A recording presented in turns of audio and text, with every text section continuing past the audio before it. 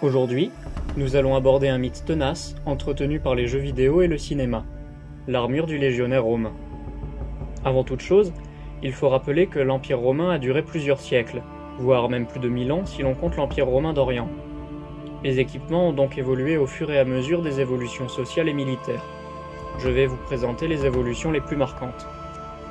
Sous la monarchie et au début de la République, Rome s'inspire grandement des Grecs et des Étrusques, qui dominent culturellement la Méditerranée. Les soldats se battent en phalange, avec des lances, des cuirasses de bronze et des boucliers. Seuls ceux qui ont les moyens d'acheter leur propre équipement peuvent partir se battre et devenir des hoplites. Les plus riches se battent généralement à cheval et appartiennent à l'ordre équestre. Les nombreuses guerres contre les autres peuples italiques et contre l'invasion gauloise de Brennos demandent toujours plus d'hommes pour lutter sur tous les fronts. Le revenu minimum légal pour rejoindre l'armée est continuellement abaissé, jusqu'à ce que même les pauvres puissent être mobilisés. Après la défaite catastrophique de -390 et le sac de Rome par les Sénons, Rome adopte une partie de l'équipement étranger pour réformer son armée. La cuirasse de bronze est abandonnée au profit de la cotte de maille appelée l'Aurica Amata. Cette cotte de maille est d'origine gauloise, mais elle sera largement diffusée en Europe par la suite. Ce changement politique s'accompagne d'un grand changement stratégique. Rome abandonne la phalange, trop lourde et trop rigide, au profit du système manipulaire. Un manipule est composé de 100 à 120 hommes. Chaque classe sociale fournit un certain nombre de manipules. Une fois le combat engagé, les troupes se rassemblent mais restent séparées en 3 lignes principales.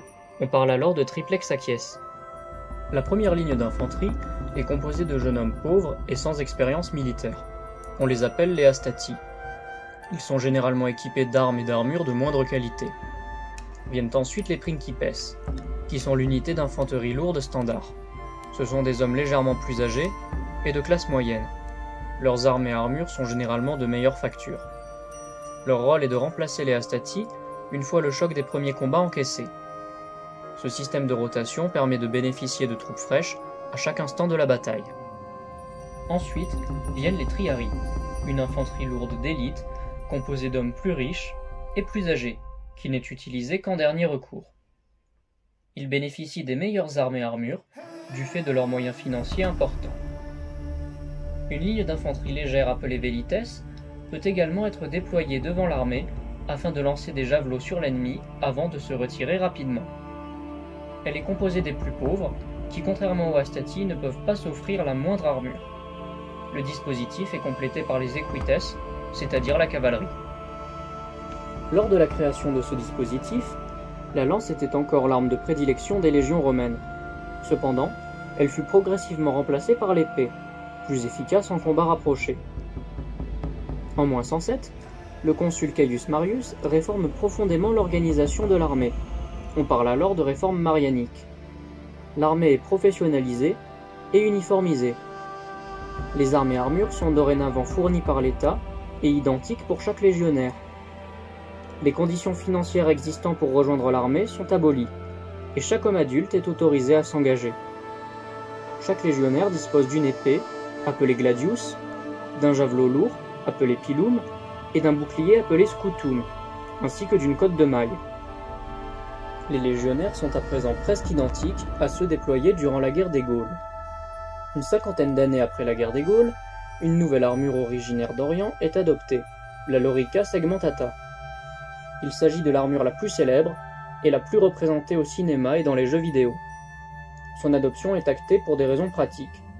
En moyenne, il faut compter 210 heures pour fabriquer une cotte de maille, contre seulement 70 pour fabriquer une Lorica segmentata.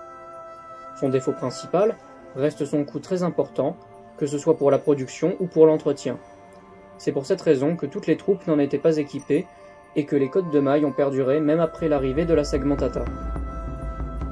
Vers la fin du IIIe siècle après Jésus-Christ, les difficultés économiques poussent l'Empire à revoir l'équipement des légionnaires. Les Lorica segmentata sont progressivement abandonnées et les Lorica amata sont de retour. On voit également apparaître des armures d'origine grecque et orientale, faites d'écailles, appelées Lorica squamata.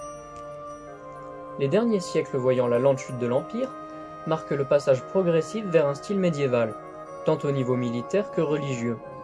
les boucliers s'arrondissent, les casques se diversifient, et l'uniformité des armées disparaît progressivement. La christianisation de l'Empire devient visible à partir de la bataille du pont Milvius, lorsque l'empereur Constantin ordonne d'inscrire les 2 premières lettres du mot grec Christos sur les boucliers de ses soldats. Le christianisme devient peu après la religion d'État de l'Empire. La suite de l'évolution est très complexe à synthétiser, puisque la partition de l'Empire et les graves crises économiques empêchent l'uniformité des équipements.